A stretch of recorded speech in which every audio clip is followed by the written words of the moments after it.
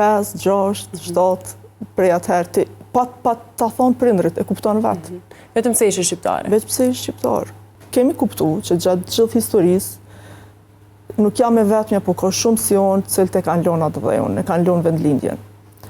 Dhe kur e kuptojmë për të tjerëve, e marrëm si mirë e ki lanë, ki gjithë një mirëqenje diku tjetër, vazhdoj jeto, nuk ishte lehtë. Ishte shumë e zorshme, ishte shumë e dhëmshme, edhe unë shpesh kur i shpreh sot emocionet e mia para të tjerëve, tham që jam të e vujt, po du të kthehem luginën teme, po du të kthehem shtëpinë teme, nuk ja se para se fundit, shpreha shqiptarëve. Jo, nuk jam as se para as se fundit, po është e dhëmshme. Edhe njeri jeton qysh mundet, po jo me peshën e barës, si kur ti ki faj diçka, pse nuk mundesh më këtyn atë dhej. Pikërisht, po kthehemi prapë tek koha e fëmijërisë, sa ishte i vështirë ndoshta shkollimi në atë kohë, si vazhdoi jeta juaj pas fëmijërisë së bukur? Pesho edhe një fotografi këtu, kej përket kohës luftës UÇK-s, e krejt kjo pse është, ose pse jam unë aty, lidhet prej fëmijërisë që aty ku ju përboni pyetjen, se Lugin Preshevës, ose në Letovic, ku unë e kom kry shkollën, prej klasës parë, deri klasën e 4, kemi pas shkollë normale, edhe ti si një fëmijë deri moshën 8 vjet, 9 vjet, keq çka duhet është nana, baba edhe loj. Fillon me kuptu diskriminimin kur rritesh 11-12 vjeç, fillon me pa që shkollat ku mësojnë sërbët i kanë gjitha kushtet, dhe shkollat ku mësojnë shqiptarët nuk i kanë as kushtet më elementare.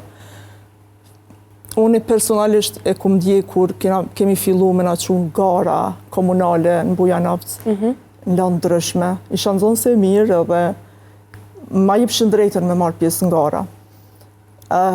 Nuk i pas, përveç testet e pyetjeve që nuk i kanë përshtat për gjuhën shqipe, po i kemi pas gjuhën serbe, edhe shumë rregull, ndoshta edhe u dasht me ditë gjuhën serbe, se kemi jetu bashk me një komunitet ku bashkëjetesa u koni domosdoshme. Nuk kemi mujt as me mësu gjuhën serbe për shkak se edhe mësuesit edhe profesorët kanë qenë shqiptarë, që dikujt i ka konvenu shqiptarët mos ta mësojnë gjuhën, në mënyrë që kur të bojmë me lyp shkollim më tutje ose punë tutje, mos me pas drejtën më punësu se si dhe në gjuhën serbe. Edhe te aty e sheh, si fëmijë, klasën e 6, klasën e 7, e sheh diskriminimin që diçka s'është në rregull. Edhe unë jam fëmijë si ju, edhe unë po du shkollë si ju, po qysh në start ti e sheh që nuk është të funksionu. Ti veç je figurë, veç je numër, je i mirëseardhur, hen testin e ki barabar me ta, po ti nuk mundesh me fitu.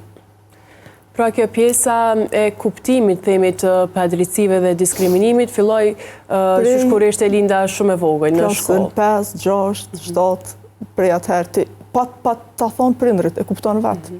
Vetëm se ishe shqiptare? Vetëm se ishe shqiptar. Pastaj si vijoi jeta juaj? Ka filluar ndoshta në ato momente, ato ndjenja tua më patriotike, më kombëtare? E gjitha shkon edhe në bazë të familjes. Nona ishte prej Ferizajit, udhëtanim Lugin Preshevës, Ferizaj. Si gjithë shqiptarët kur shkojnë në familjet me vizitu,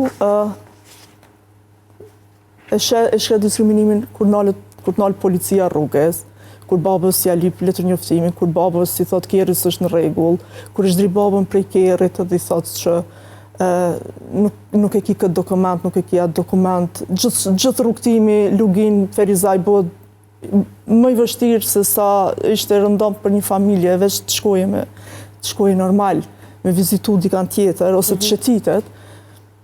Krejt kjo është u konë sfidë në veti.